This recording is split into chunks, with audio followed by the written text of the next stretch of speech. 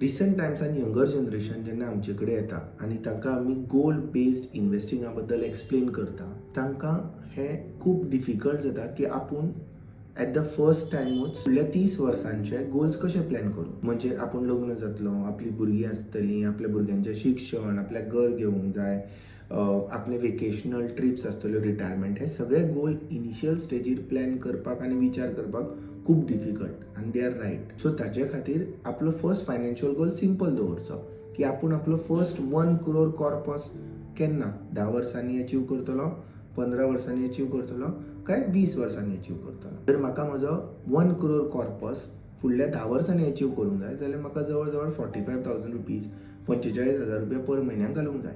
जर तेच हांव 15 वर्सांनी अचीव करतलो जाल्यार जवळ जवळ 22,000 22,000 रुपीज पर मंथ इन्वेस्ट करूंक जाय. जर हांवें 20 वर्सांनी तो अचीव करूंक जाय जाल्यार जवळ जवळ 12,000 रुपया पर म्हयन्याक हांवें इन्वेस्ट करूंक जाय. फर्स्ट 1 crore अचीव करप हो इम्पॉर्टंट कित्याक पयलीं जर 10 वर्सांनी आपलो फर्स्ट 1 crore अचीव केलो, सेकंड crore जेन्ना अचीव जातलो तो फक्त 7 वर्सांनी जातलो. म्हणजे 17 वर्सांनी आपले कडेन 2 crore कॉर्पस जातलो. जो थर्ड crore येतलो तो जवळ जवळ 3.5-4 वर्सांनी येतलो.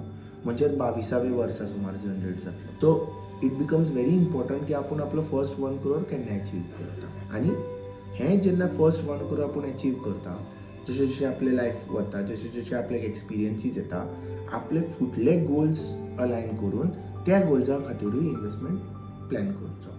So this is a very simple way in which younger generation should start their investments.